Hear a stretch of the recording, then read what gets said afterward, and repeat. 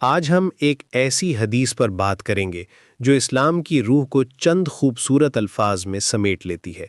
یہ وہ پہلے الفاظ تھے جو اللہ کے رسول صلی اللہ علیہ وسلم نے مدینہ پہنچنے پر ارشاد فرمائے۔ اس حدیث کے راوی حضرت عبداللہ بن سلام رضی اللہ عنہ ہیں، جو اسلام قبول کرنے سے پہلے یہودیوں کے ایک بہت بڑے عالم تھے۔ جب انہوں نے سنا کہ اللہ کے نبی مدینہ تشریف لا رہے ہیں تو وہ بھی لوگوں کے ہجوم میں شامل ہو گئے تاکہ آپ صلی اللہ علیہ وسلم کو دیکھ سکیں۔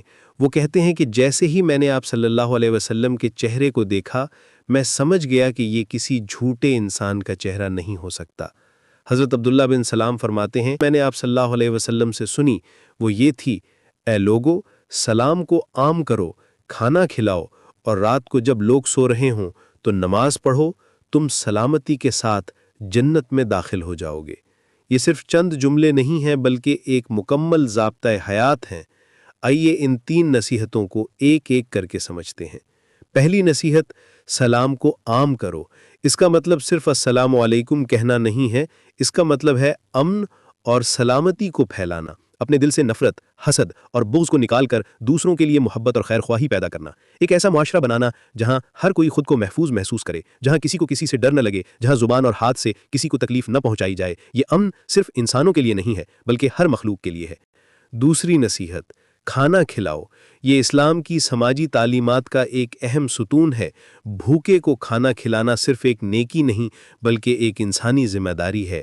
اس سے معاشرے میں بھائی چارہ اور ہمدردی پیدا ہوتی ہے۔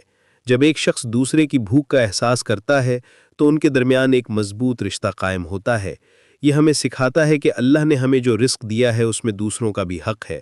یہ ہمیں خود غرضی سے نکال کر ایثار اور قربانی سکھاتا ہے۔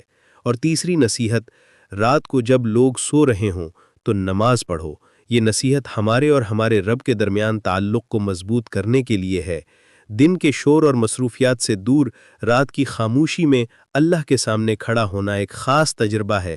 یہ وہ وقت ہے جب کوئی دکھاوا نہیں ہوتا، کوئی ریاکاری نہیں ہوتی، صرف آپ ہوتے ہیں اور آپ کا رب۔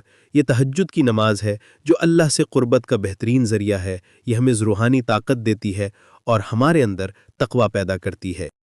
ان تین کاموں کا نتیجہ کیا ہے؟ آپ صلی اللہ علیہ وسلم نے فرمایا، تم سلامتی کے ساتھ جنت میں داخل ہو جاؤ گے۔ Like, share and subscribe. Jazakallah.